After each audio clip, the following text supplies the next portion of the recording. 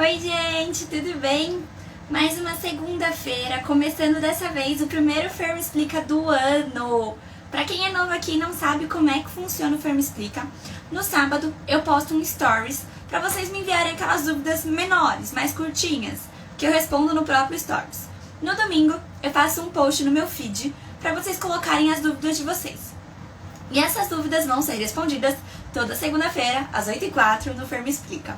Enquanto o pessoal vai entrando, mais uma informação para quem é novo, a gente costuma ter uma meta hídrica para bater. Eu sempre falo muito da hidratação.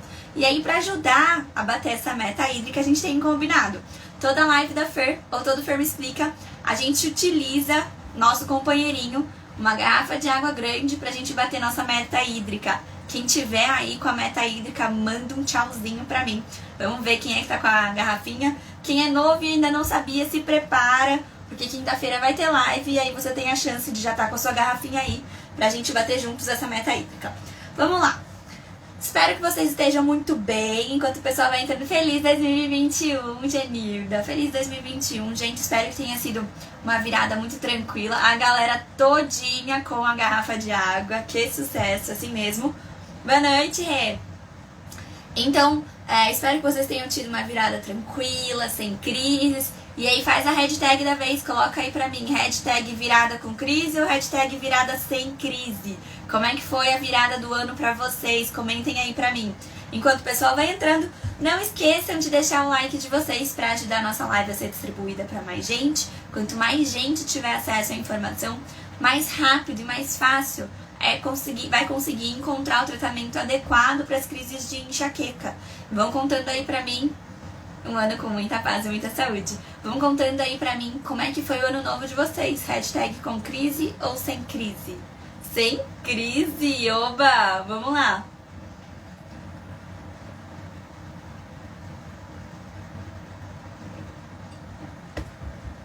Tá meio médio, né? Gente com crise, gente sem crise.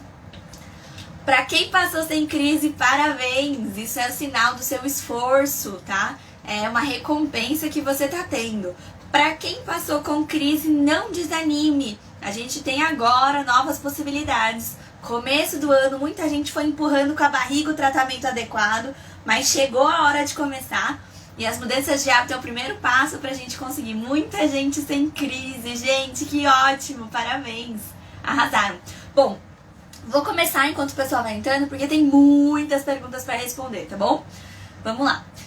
A Catiane mandou assim: gostaria de saber se uva passas é gatilho para enxaqueca. Bom, você provavelmente perdeu a nossa live especial do Natal, né? No Natal eu falei sobre as frutas secas, falei sobre uva passa também, mas o que acontece?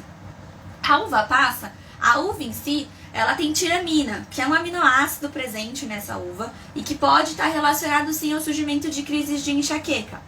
Na verdade, essa tiramina também tem uma relação, né, com o vinho, que é feito de uva. E aí muita gente tem as crises de enxaqueca deflagradas pelo vinho. Então, por si só, mesmo se não fosse uva passa, se fosse só a uva, fruta, ela já pode ter, né, lá o seu pezinho para ajudar a crise a se instalar. Isso vai ser com todo mundo? Não. Isso vai depender do seu organismo. Só que quando a gente fala da uva passa, ela fica um pouquinho mais perigosa para a grande maioria das pessoas que sofrem com enxaqueca. Por quê? O que a gente tem que lembrar? Toda fruta seca, né? E a uva passa é uma fruta seca, mas isso não vale só para uva passa, então vale para todas as frutas secas. No processo de secagem, né, que existem diversas formas de realizar esse processo, o que a gente precisa entender? Essa fruta, ela fica concentrada, o açúcar dela, que é a frutose. A frutose é o açúcar natural da fruta. Agora, esse excesso de frutose, é por isso que a uva passa é mais doce que a uva normal, entendeu? Agora, esse excesso de frutose é açúcar. Vamos lembrar o que acontece no nosso corpo? Quando a gente tem uma quantidade muito grande de açúcar, o nosso corpo vai produzir uma quantidade muito grande de insulina, que faz o açúcar entrar dentro da nossa célula. Esse açúcar não pode ficar lá à deriva, ele precisa entrar para dentro da célula. Só que muita insulina em excesso, ela é o quê? Ela é inflamatória, tá? E a gente vai falar um pouquinho mais disso porque teve outra pergunta que fizeram sobre carboidratos e eu também vou entrar nessa questão da inflamação, beleza? Então, diante desse cenário, A uva passa, ela não é muito recomendada, tá? E não é só a uva passa, não. A uva passa, a ameixa, as frutas secas cristalizadas de uma forma em geral, tá? Outra coisa que a gente tem que tomar cuidado com a uva passa, a qualidade, a procedência dessa uva, né? Teve um estudo que não é muito antigo, que mostrou, né, uma quantidade muito grande de fungos e bactérias, principalmente na uva passa e em outras frutas secas que eu até trouxe na live especial de Natal. E esse ano ainda, foi divulgada a notícia agora, tá? Mas foi apreendido em julho ou setembro, se eu não me engano, uma grande quantidade de uva passas que estavam chegando aqui no Brasil em direção a São Paulo, né? Que estavam com uma quantidade gigantesca de fungos. A gente tem que lembrar que a grande maioria desses alimentos tem uma porcentagem de tolerância que eles toleram, né, da presença desses fungos, bactérias e etc. Né? E o carregamento que estava chegando aqui para São Paulo, na verdade, ele foi detido, esse carregamento, mas ele tinha uma quantidade extremamente absurda de fungos presentes nele. Então a gente tem que tomar cuidado com a procedência desse alimento também, beleza? Próxima pergunta. A Sandrinha mandou assim, ó. Eu passei as festas sem dor. Boa! Já reparei, só fico com enxaqueca quando tô ansiosa e quando me aborreço e não durmo bem. Ou seja, você já identificou dois fatores importantes, né? O sono e o se aborrecer, né? Ele entra no controle emocional. Então, o que você pode fazer nesse cenário? Ótimo, quer dizer que muito provavelmente você tá sob controle dos outros fatores, mas o sono, por que você não tá dormindo bem? Aí você já até contou pra mim, da ansiedade, né? Como que a gente pode trabalhar a ansiedade? A ansiedade, ela é uma prima próxima da enxaqueca, elas andam muito em conjunto normalmente, tá? A ansiedade, a depender do nível dessa sua ansiedade, a ansiedade não é um grande problema. É normal a gente se sentir ansioso. O problema é quando isso atrapalha, interfere em outras coisas. Então, se a sua qualidade do sono tá ruim por conta da sua ansiedade, é importante que você faça um acompanhamento com um psicólogo, que pode te ajudar o quê? Né? A lidar melhor com aquilo. Tudo bem? Esse seu aborrecimento também. Isso mostra pra mim que dentre os 5 pilares, o que acontece? O seu pilar emocional, saúde emocional, controle das emoções, é o que tá mais em desequilíbrio nesse momento. Vamos lembrar que esses desequilíbrios, eles podem variar, né, ao longo da sua vida, ao longo do tempo, tá? Mas nesse momento você precisa ter um olhar especial pro desequilíbrio, né, para um desses 5 fatores que a gente sempre comenta aqui, que é, né, o controle emocional, tá? Controle emocional, controle da ansiedade e estresse, tudo bem? E um caminho muito interessante para você seguir nesse cenário, já que é um fator que tá tão em desequilíbrio, né, é a psicoterapia, tá bom? Vamos lá. O pessoal perguntou aqui do shot, como é que faz o shot? Gente, eu fiz o stories no final de semana, né? O shot, ele vai variar, tá? O shot, ele varia de acordo com a autoobservação do seu corpo, tá? O que acontece? O shot que eu usei no final de semana foi com cúrcuma.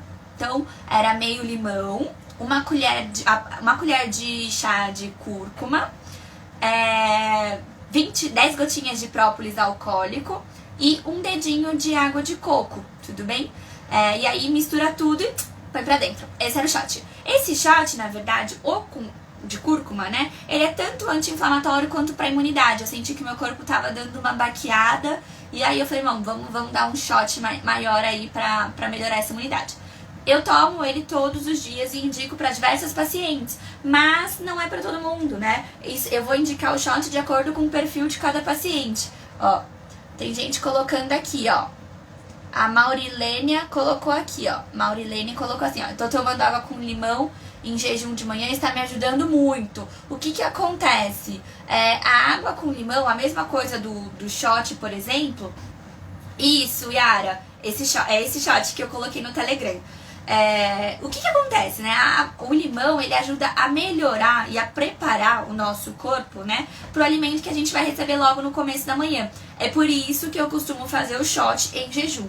Todo shot precisa ser em jejum? Não. Depende do seu objetivo, tá bom? Genilda, o própolis verde é o melhor, tá bom? O própolis verde é o mais anti-inflamatório que tem. Então, por exemplo, eu até comentei nos stories, eu acabo indicando para aquele paciente que não pode, por exemplo, usar o gengibre. O própolis é uma excelente opção. E a gente não encontra o própolis só nessa forma de extrato de própolis, né? A gente encontra em creme, então eu tenho, por exemplo, em casa um creme de própolis. Na hora que eu vou fazer a automassagem, eu uso esse creme. Então a gente pode encontrar ele em diversas outras formas que a gente pode incrementar no nosso dia a dia. Sobre os shorts matinais, eu sei que vocês têm bastante dúvida. Dá uma segurada aí que daqui a pouquíssimo vai chegar a novidade, o curso que eu tô preparando pra vocês, tô terminando de gravar. E lá eu vou falar sobre esses shorts matinais e vou dar algumas receitas de diferentes tipos de shorts pra quando você deve utilizar. Beleza? Deixa eu ver aqui as outras perguntas. Tomava água com limão e açafrão, mas tive que parar, pois aumentou a sensibilidade dos dentes. Isso pode acontecer mesmo, tá? O que você pode fazer pra substituir, né? Você pode, só que são funções diferentes. Se você tá usando para uma função anti-inflamatória, aí nesse caso você pode utilizar o própolis. Teve alguém aqui que também colocou, ó. O gengibre me causa dor, então você pode usar o própolis, tá? Ele é anti-inflamatório também. A Cristiane perguntou, gengibre com água de coco realmente funciona? Gente, comenta aí pra mim quem testou a água de coco com gengibre. Funcionou ou não funcionou? Vamos lá, deixe as meninas responderem. Vamos ver quem testou vai responder e depois eu te dou a minha resposta sobre isso, tá bom? Enquanto isso, vamos lá.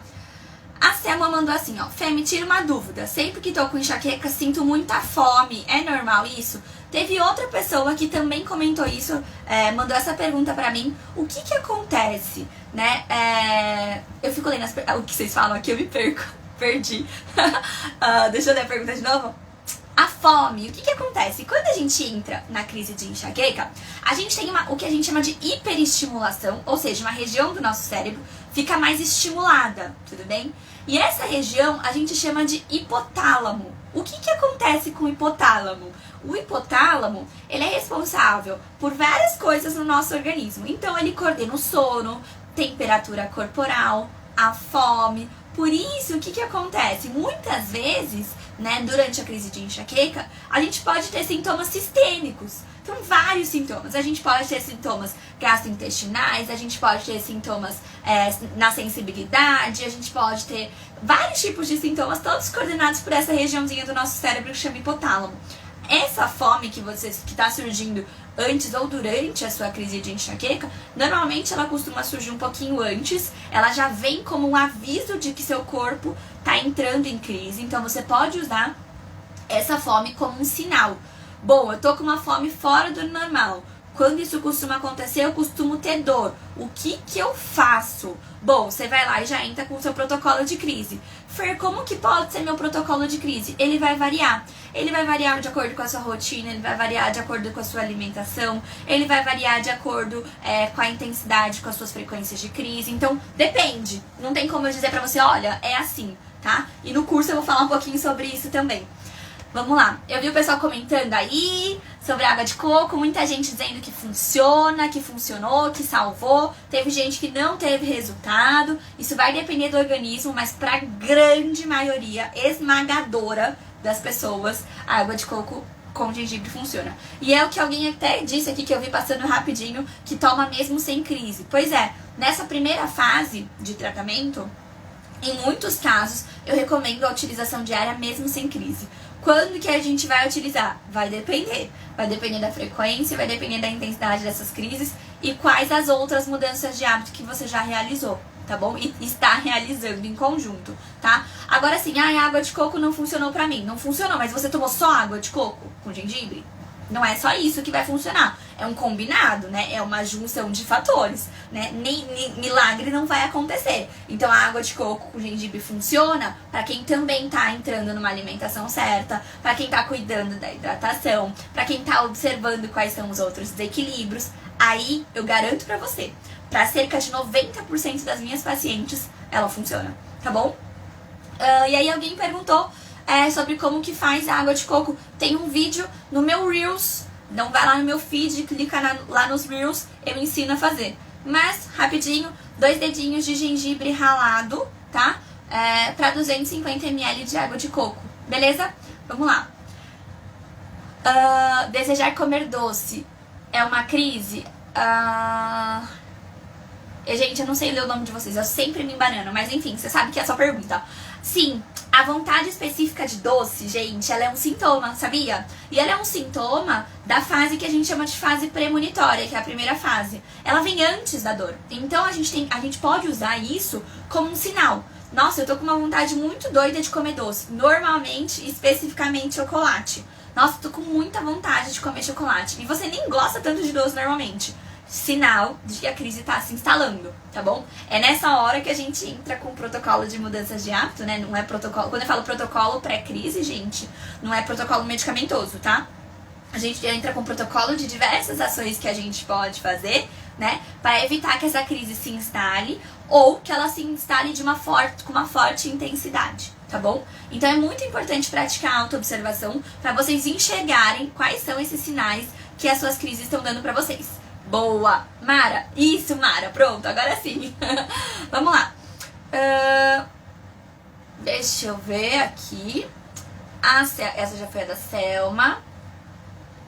A Selma perguntou assim: não é aconselhável a ingestão de carboidratos de baixo índice glicêmico como arroz, mandioca, batatas? Selma, o que acontece, né?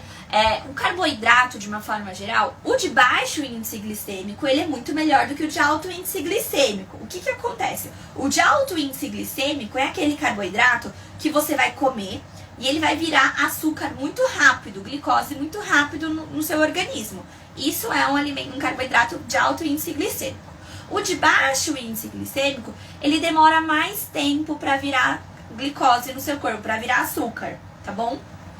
E o que acontece? Quando a gente come algo que vira açúcar, né, vira glicose muito rápido no nosso corpo, o que vem depois? O pico de insulina para puxar esse açúcar para dentro da célula. E aí, esse pico de insulina é o que? Inflamatório, tá? Então, os carboidratos de baixo índice glicêmico, né, por exemplo, você mesmo citou aqui a mandioca, por exemplo, ela é muito melhor do que a batata inglesa, né, essa batata comum. Porque a batata comum, a batata inglesa, ela tem alto índice glicêmico, a mandioca tem baixo.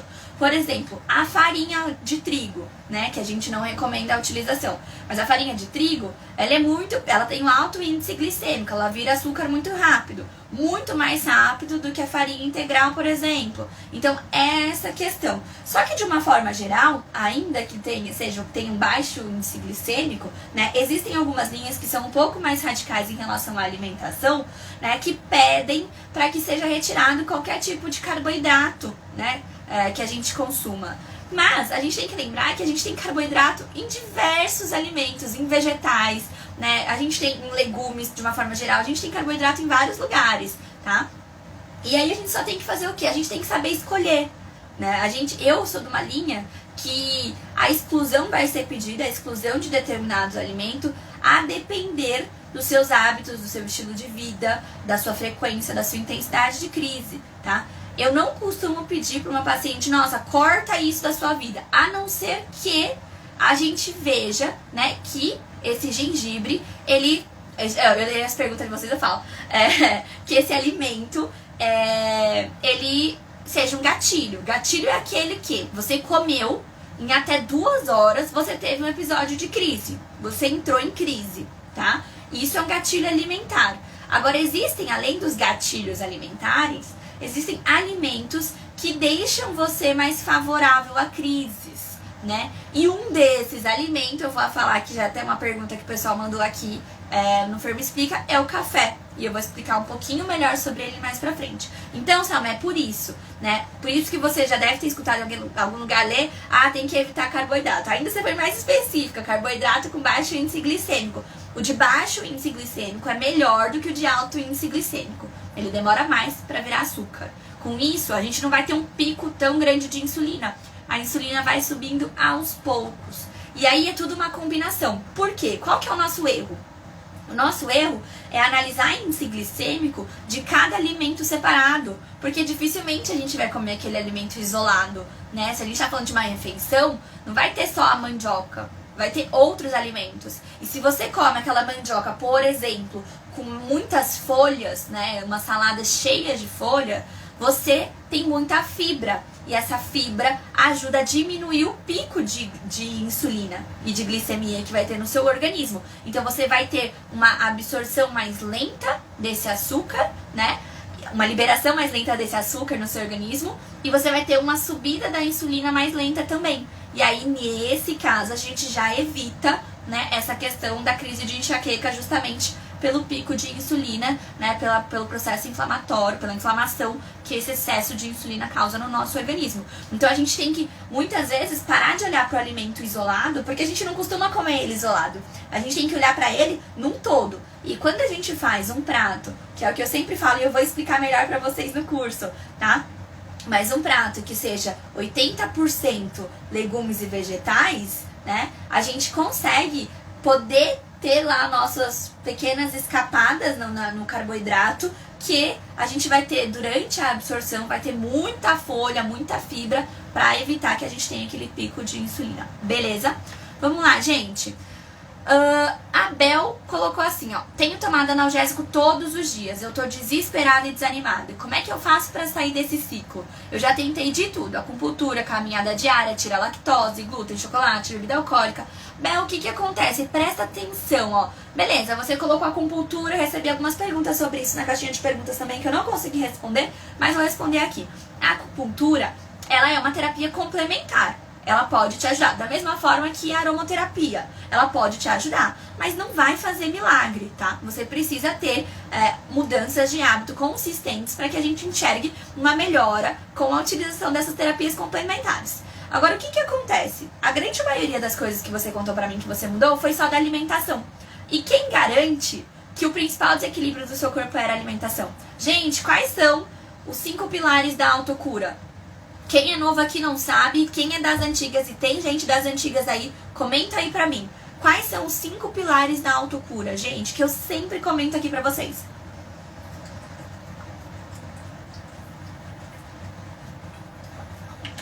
Como é que tá a água aí? Tá indo? Vamos lá, os 5 pilares da autocura. Hidratação. Boa! Hidratação. Qualidade do sono, controle emocional, e aí entra estresse e ansiedade, atividade física e alimentação. Então, se a gente tenta equilibrar só a alimentação, a gente ainda tem mais 4 pilares que estão em desequilíbrio, tá? E aí, o que eu tô quase acrescentando nesses pilares, porque a gente precisa, né, sempre se atualizando. Existem outras 2 coisas que são extremamente importantes. É o quê? O uso excessivo de medicamentos abortivos de crise, que a gente tem que ficar de olho nisso também, e a saúde intestinal. Então eu tô quase aumentando aí nossos 5 pilares para 7, mas vocês vão ver mais pra frente que vai ter muita informação sobre isso também. Então o que que acontece? Se você tá tratando só da sua alimentação, ainda falta muita coisa para você tentar equilibrar, tá? Pode ser, por exemplo, que o seu sono não tá ok. Você pode estar comendo super bem, mas se você tá dormindo mal, o sono já é um importante desequilíbrio. Você pode estar comendo super bem, mas se você não tá tomando água, tá desidratando, neném. Desidratação, crise de enxaqueca. Então é isso que você precisa observar. E outra coisa, né? Tô tomando analgésico todos os dias. Eu sei que isso acaba sendo, e você mesmo disse, um desespero seu, né? Mas a gente precisa começar a controlar. E como que a gente começa a controlar? Primeira coisa que você precisa fazer: faça o diário da enxaqueca. Quando você fizer o diário da enxaqueca, você vai preencher uma semana. Você vai lá e olha tudo que você preencheu. Gente, eu tenho seguidoras que nem são minhas pacientes, são seguidoras que mandam foto pra mim, que imprimiram o diário da enxaqueca e preenchem todos os dias. Olha que coisa maravilhosa. Olha que dedicação que essa pessoa tá tendo para entender seu corpo. A partir do momento que você fez esse diário, preencheu uma semana. Olha lá que dias você teve crise, o que que aconteceu, o que que você comeu, como você dormiu, como é que você estava se sentindo nesse dia e 1 ou 2 dias anteriores, tudo bem? Isso vai ser muito importante para você entender quais são esses fatores que estão em desequilíbrio. A partir daí, a gente consegue traçar estratégias com as mudanças de hábito, beleza? Vamos lá, deixa eu responder a pergunta que a Maria mandou aqui pra mim, ó. Ela falou sobre entupir o nariz, o nariz ficar congestionado, o ouvido com muito zumbido. Esses podem ser sintomas de enxaqueca, sim, tá? Agora sim, a gente tem que observar. O zumbido no ouvido, ele pode ter uma relação com DTM. Então, pode ser que você tenha alguma alteração na articulação temporomandibular. Pode ser que você tenha bruxismo, por exemplo. Você morde, você fica cerrando os dentes durante a noite ou mesmo durante o dia, ou só apertando os dentes um contra o outro, isso também já é bruxismo. E aí o bruxismo costuma ter sintomas como zumbido no ouvido, tá bom? Agora o entupimento do nariz pode acontecer, o zumbido no ouvido ele vai acontecer mais na enxaqueca, quando a gente tá falando de uma enxaqueca vestibular, mas aí ele vem com sintomas de tontura, normalmente, beleza? Bom, vamos lá.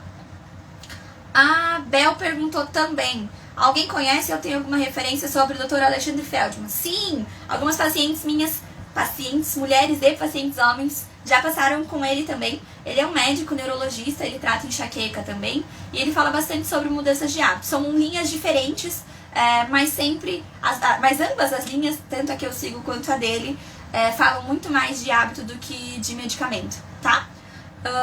A Fê mandou assim, Fer, o tupiramato faz o intestino funcionar com mais frequência? Tô indo ao banheiro 3 vezes ao dia.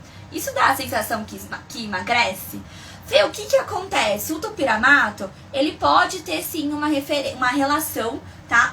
Uma alteração com o seu sistema gastrointestinal. Algumas pessoas apresentam sim diarreia e aumento da evacuação por conta de efeito colateral dele. Não é isso que faz ele ter a sensação que emagrece. O tupiramato, de fato, ele inibe o apetite, ele vai diminuir seu apetite.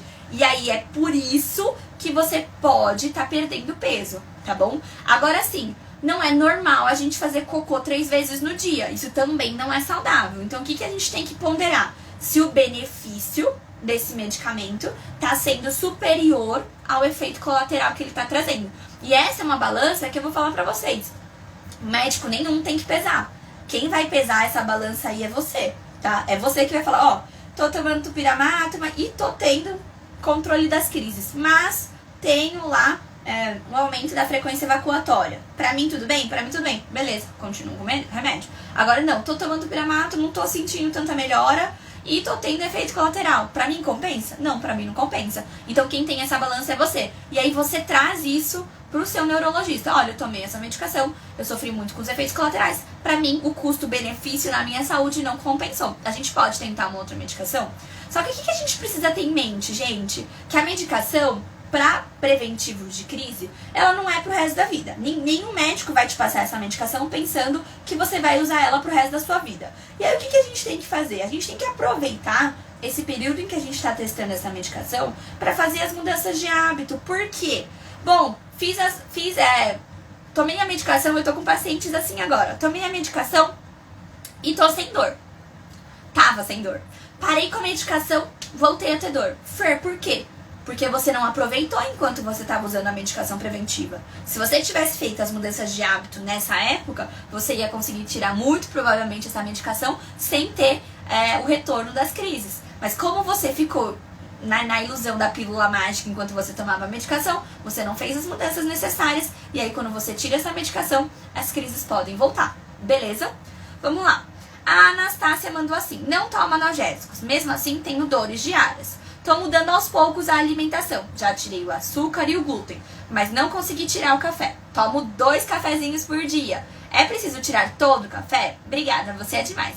Primeiro, muito obrigada, Anastácia. Vamos lá, o que acontece? Eu já falei um pouquinho, já até joguei o café porque eu sabia que tinha uma pergunta sobre ele.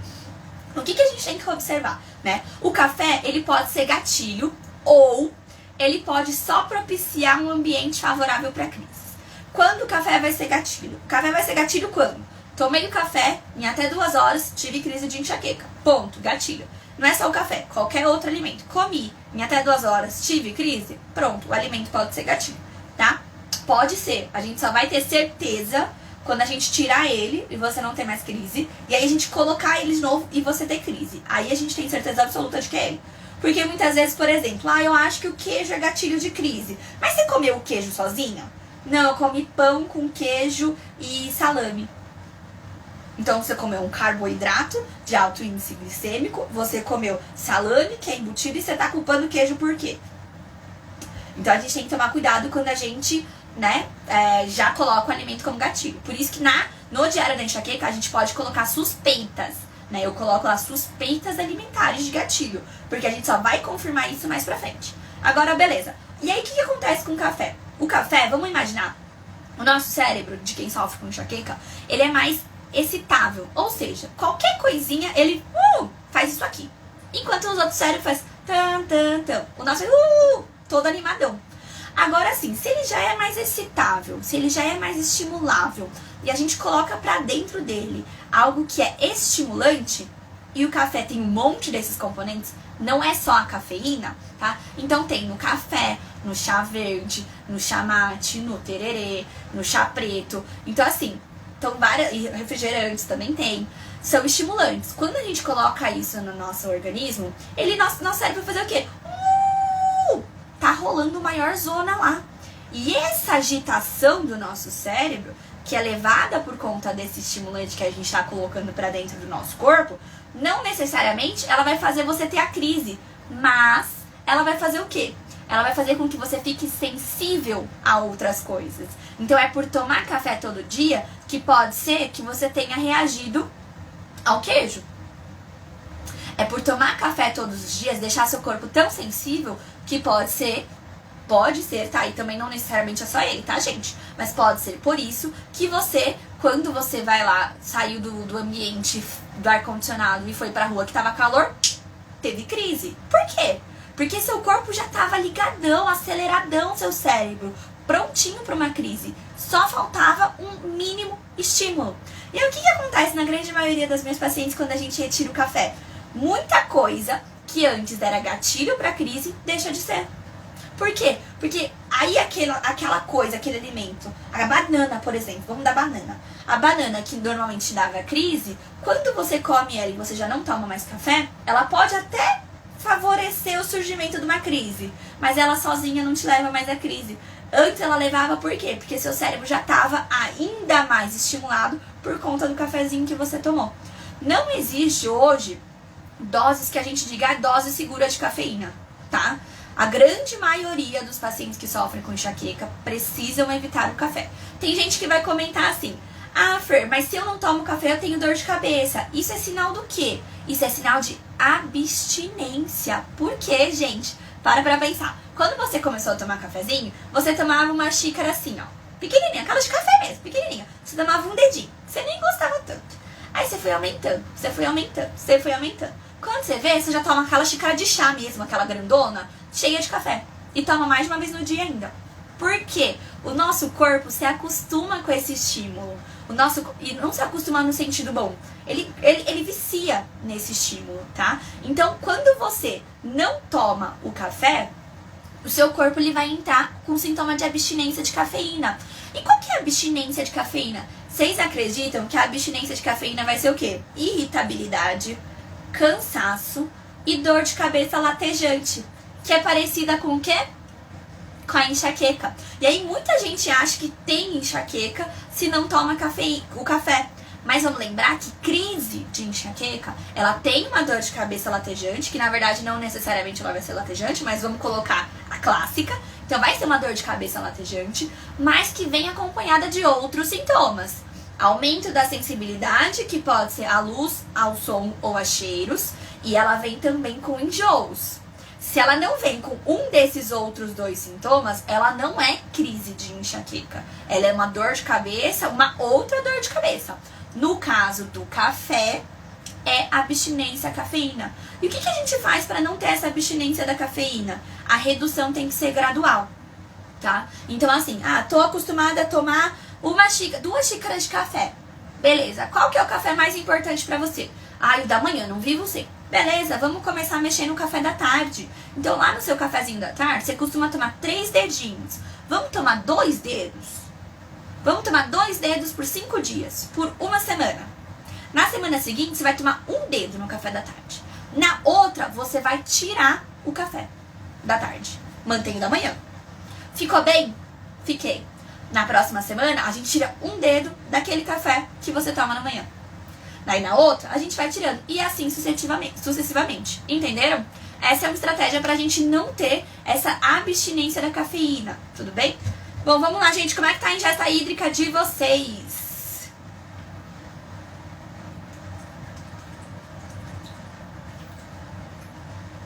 Dor de área muscular na cabeça toda. Sou ansiosa. É tensão, meu amor. Dá-lhe automassagem. Vivi, Faça a automassagem todos os dias. Tem vídeo no meu Telegram, tem vídeo por aqui. Faça a automassagem. Vai te ajudar. Vamos lá. A Cris. Fer, troquei o café. Olha lá, Cris, boa. Troquei o café por chá de gengibre. Aquele de saquinho. Tomo sem açúcar. Posso estar tomando ele ou não é bom? Cris, o que acontece? O chá de gengibre, o melhor é o natural, tá? Esse chá de saquinho, quando a gente faz, tem que ser aquele chá orgânico, tá? Por quê? Nesse pozinho desses chás que não são orgânicos, gente, tem tanta tranqueira nesse negócio que até resto de rato, barata já foi encontrado nesses negócios. Então tem que tomar muito cuidado, tá? Sempre, se você vai utilizar o chá de saquinho, sempre opte pelaqueles que são orgânicos, tudo bem? Esses outros, tem tanta coisa lá dentro que a gente nem sabe o que é. Agora o orgânico não. O orgânico, do que ele é feito? É aquele saquinho, eles pegam o resto daquela erva, por exemplo, né? Pensando numa erva, aquela parte que não dá pra vender muito bem, sabe? Numa granel, quando você vai lá comprar. E eles colocam daquele saquinho triturado. Acabou, é isso. Não tem mais nada lá dentro, tá? Você pode até ler os ingredientes. Então, se você vai usar o chá de saquinho, use o chá de saquinho orgânico, beleza? Agora você colocou, tô usando ele pra substituir o café. Posso tomar ele todo dia? Pode. Agora, o que eu aconselho, gente? Tomar a mesma coisa todos os dias, comer a mesma coisa todos os dias, enjoa. Vai chegar uma hora que você vai falar, que saco, não aguento mais tomar isso. Então, é muito melhor você ir intercalando. Tome outros chás. O que acontece? Você pode ter o quê? Você pode tomar o chá de hortelã, que também é muito bom. Ele é um chá digestivo, é bacana você tomar no café da manhã. Prepara seu organismo para começar a receber comida. É excelente, tanto quanto o gengibre. Você pode tomar outros chás. Por exemplo, se você é muito acelerada, mesmo de manhã, toma um de camomila, toma um de passiflora, toma um chá de melissa. Então existem outras opções de chá para você ir intercalando. Ai, Fer, mas aí a minha ideia é ter um anti-inflamatório. Se eu não vou tomar um chá de gengibre, eu vou fazer o quê? Você pode usar o gengibre para temperar legumes. Já usou? Gente, é uma delícia. Você pode usar o gengibre para temperar frango. Combina super bem com frango, gengibre. Rala o gengibre, receitinha, hein? Rala o gengibre num ralador bem fininho e alho, naquele ralador bem fininho mesmo. Passa em volta do frango, joga um fio de azeite e leva esse frango pro forno. Aliás, põe o sal, né? Eu gosto de sal e páprica também, mas enfim. Tempera do jeitinho que você gosta, com esse acréscimo do gengibre e do alho e leva pro forno, pra fazer um almoço, por exemplo. Pronto! A sua dose do anti-inflamatório tá lá. Você já consumiu esse gengibre. Ele não precisa ser consumido necessariamente na forma de chá. Beleza? Bom, vamos lá. A Simone. Pordil ajuda na enxaqueca menstrual? Bom, o que acontece? O DIU Mirena, né? Provavelmente você tá falando do DIU Mirena, que é o mais comum, que o pessoal costuma utilizar. Ele é hormônio. Ele é menos pior que o anticoncepcional oral, tá? Porque ele só tem estrogênio. Mas ele é hormônio também. Porque ele tem, não é nem pelo estrogênio só. Ele não tem estrogênio, na verdade. Ele tem ação local. Perdão, falei besteira. Ele tem ação local. Então, você vai ter aquele hormônio que ele vai ser liberado lá só na ação local. Não vai ter uma liberação sistêmica que nem acontece com o anticoncepcional oral, com o adesivo, com a injeção, tá? Então, ele acaba sendo menos pior. Agora, eu sempre tenho convidado as minhas pacientes a se questionarem do porquê utilizar o anticoncepcional. E esse caso entra o DIU também, tá? Por quê? Porque eu não quero engravidar. Gente, a gente não pode usar camisinha? Não faz mal não, viu? Aliás, de todos os métodos é o melhor, tá? Porque não faz mal nenhum pro nosso corpo. A gente tem que entender qual é a prioridade de cuidar do nosso corpo, tá bom? A Simone também perguntou, é verdade que a quantidade de ferro baixa no organismo no período menstrual piora a enxaqueca? Simone, o que acontece? Teve um estudo americano que apontou sim, tá? Que déficits, que níveis baixos de vitamina B12, de ácido fólico e de ferro, né, eles levam a gente a uma anemia. E a anemia pode levar a gente a crises de enxaqueca. Por quê? Porque quando a gente fica anêmico, a gente tem maior dificuldade de levar oxigênio pelo sangue. E, consequentemente, chega menos oxigênio no nosso cérebro. E isso deixa o nosso corpo num estado de alerta. Por quê? Porque se faltar oxigênio no nosso cérebro, lascou, né? Então isso é um fator estressor muito grande para o nosso corpo.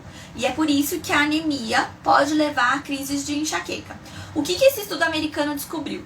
Ele descobriu que eles até nomeiam, eles dão o nome de enxaqueca menstrual final. Normalmente, quem sofre com enxaqueca menstrual clássica é aquela que vem nos primeiros dias da menstruação.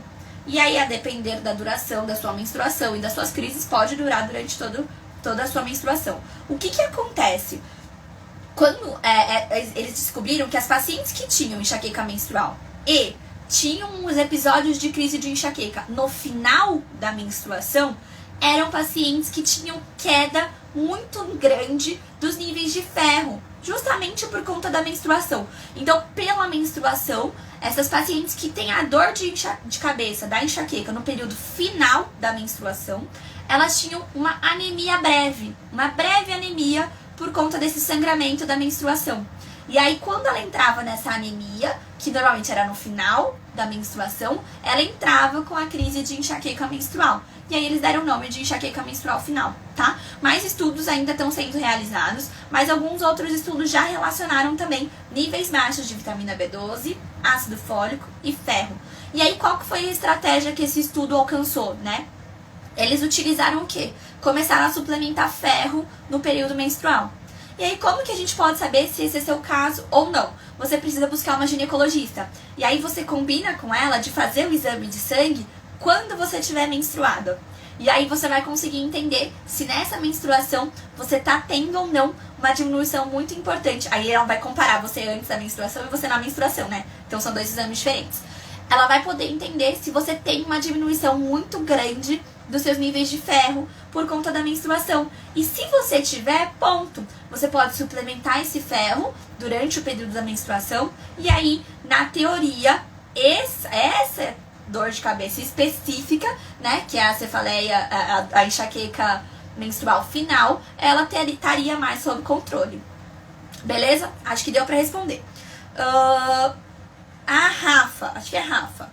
Como evitar a enxaqueca menstrual? Bom, a enxaqueca menstrual não adianta a gente tentar evitar ela só na hora que a menstruação tá batendo na porta, tá? A gente tem que ter a mudança de hábito por pelo menos um ciclo pra gente enxergar resultado. O que acontece? Né? Eu tenho observado cada vez mais nas minhas pacientes que quando a gente faz, a grande maioria das minhas pacientes, olha, meu orgulho isso, a grande maioria já cortou o anticoncepcional e tá controlando o seu ciclo de outras formas. Então a gente tem estratégias específicas pro período menstrual, que também vai depender de cada organismo, da sua rotina, da sua frequência, do que você tá interessada em fazer, beleza? E aí o que acontece? A gente vai ter que controlar esses 5 pilares, de qualquer forma, gente. Fer, tem enxaqueca com aura, por onde eu começo? Diário da enxaqueca, mudança de hábito.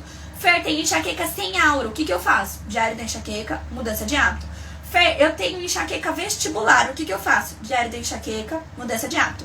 Fer, eu tenho enxaqueca menstrual, o que eu faço? Diário da enxaqueca, mudança de hábito. O que vai ser a diferença para cada uma desses tipos de dor de cabeça?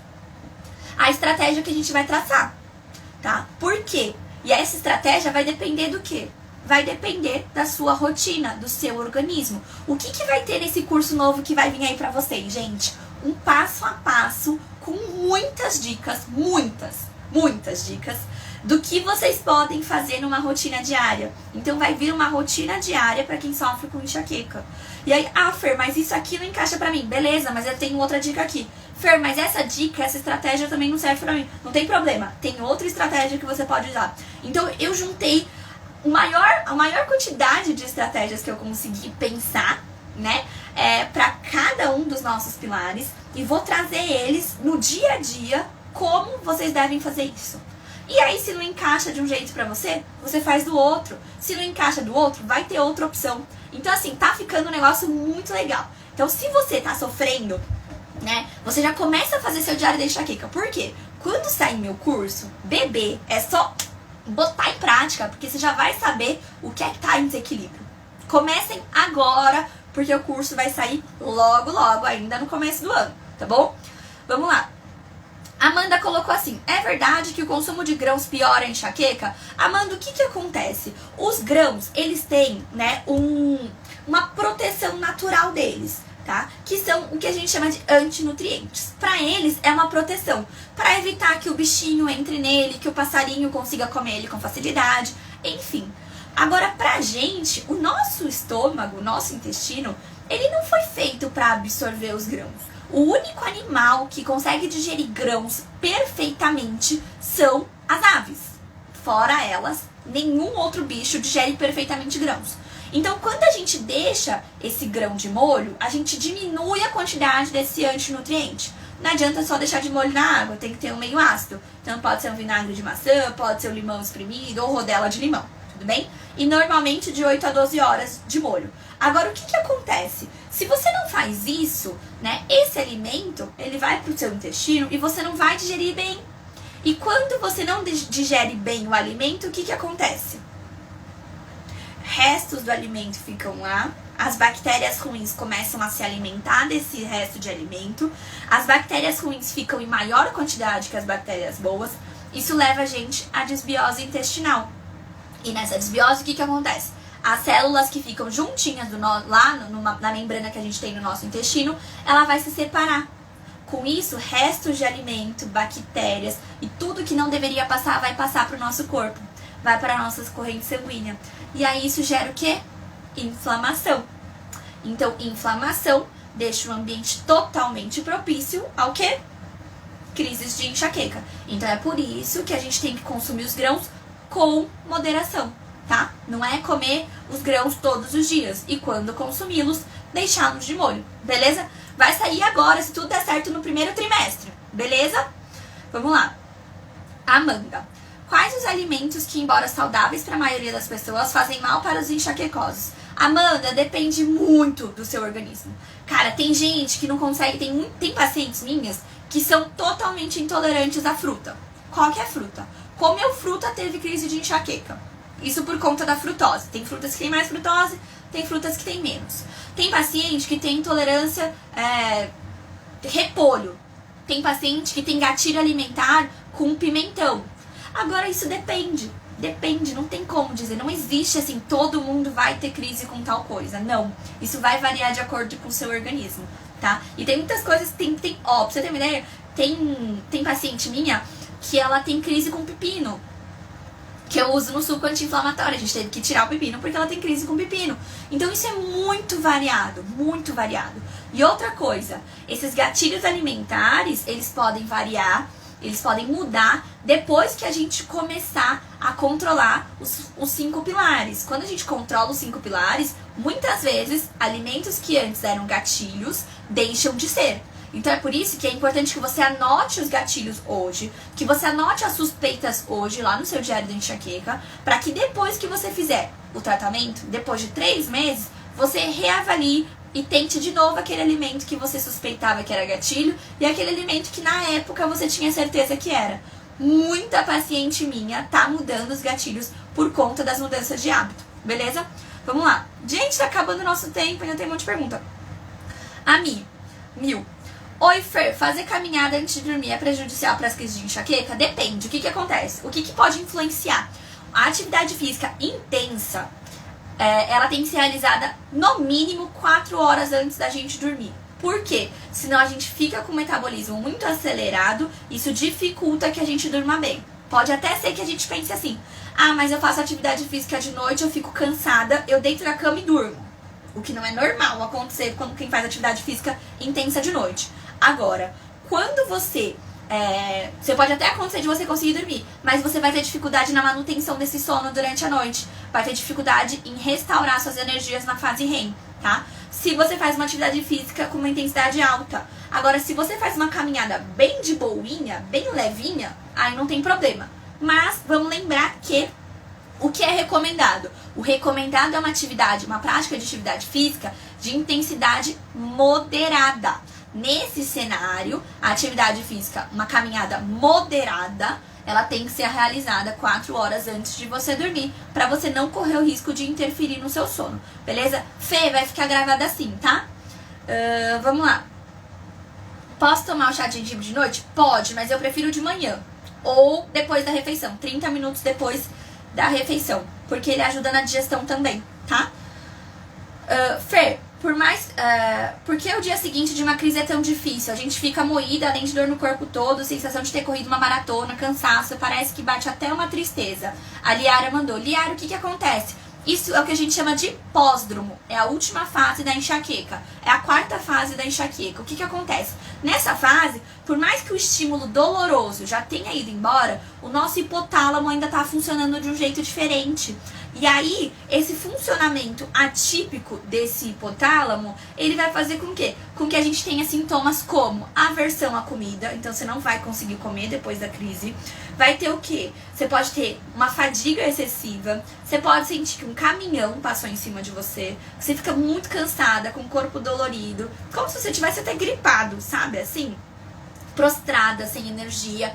Esses são sintomas que vão ficar e eles podem permanecer por até 48 horas depois que a dor de cabeça em si da enxaqueca vai embora, tá bom?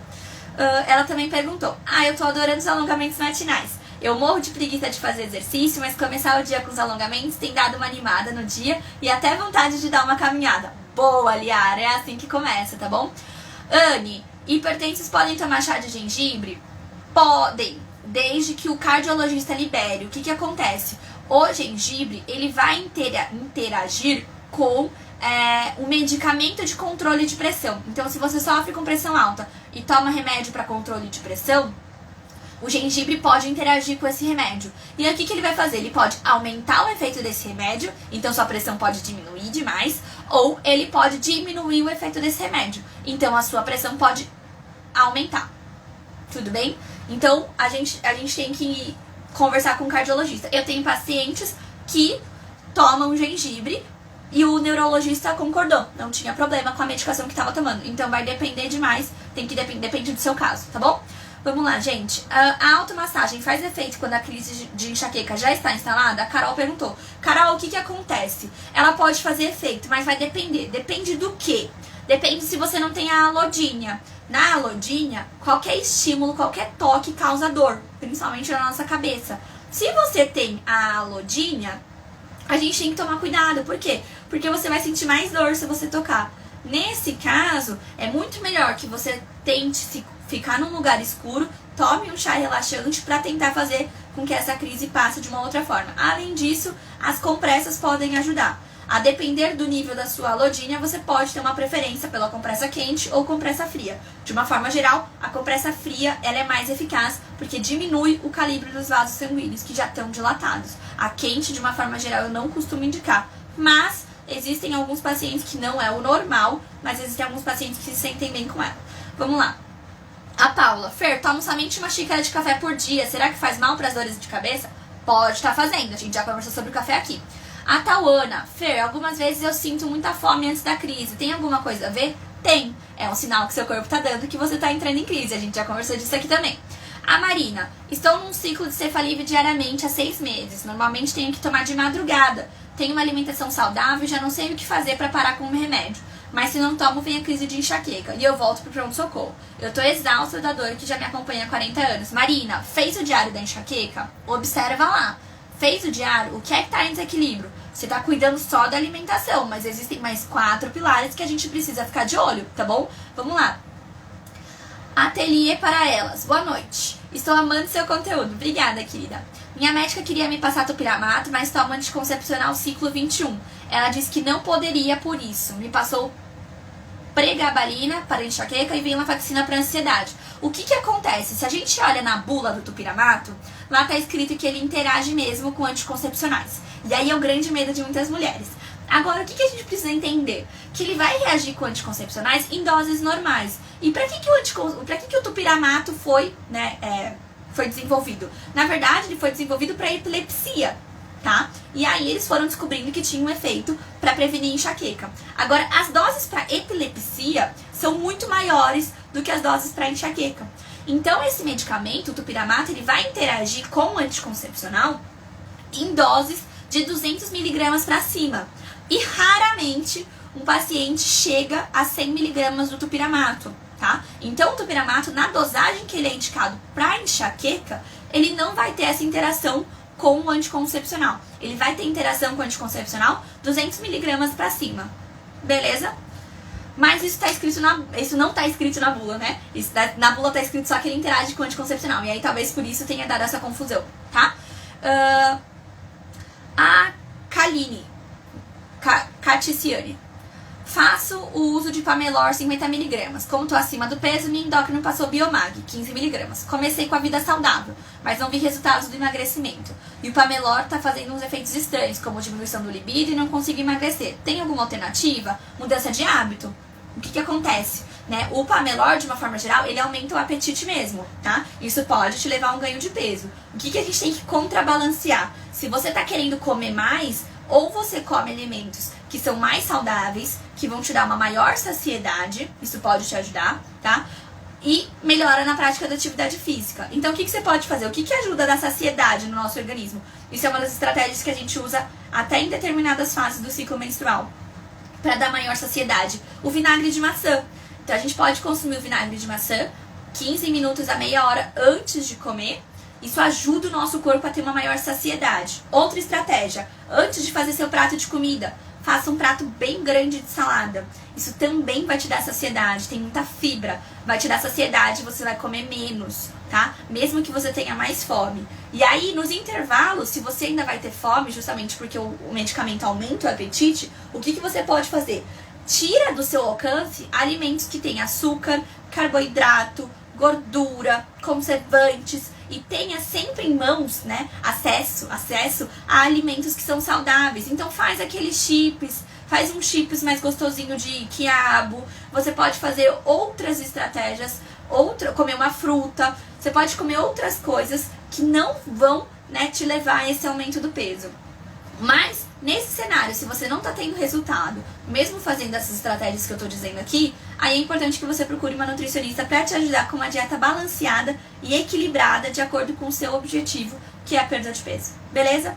Gente, acabamos certinho, olha só, em cima da hora. Eu espero que vocês tenham gostado. Muitas dúvidas muito interessantes, vocês arrasaram nas dúvidas.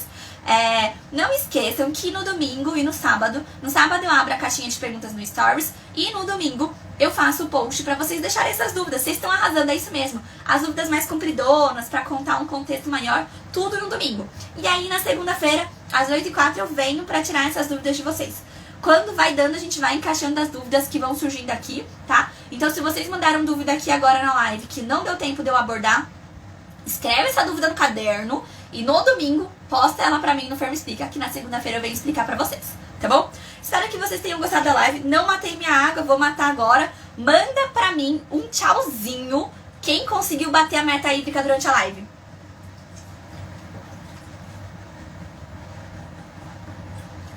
Vamos lá. A Dida perguntou os 5 pilares. Sono, boa qualidade de sono, alimentação equilibrada, controle do estresse e ansiedade, atividade física e perdi já quase que eu falei. E hidratação, é o 5º pilar. Beleza? Boa, galera, matou, ó. Também bati minha meta hídrica. Eu espero vocês na quinta-feira, às 8h04, pra live da Fer. Vou abrir uma caixinha de perguntas pra vocês me darem sugestões de tema. Não é pra mandar pergunta agora, é sugestão de tema. Eu vou abrir agora, assim que finalizar a live. E aí vocês mandam as sugestões e a gente faz a live na quinta-feira, às 8h04, com a nossa garrafinha de água, de acordo com o tema que vocês trouxerem pra mim. Tá bom? Um beijo muito grande, gente. Tchau!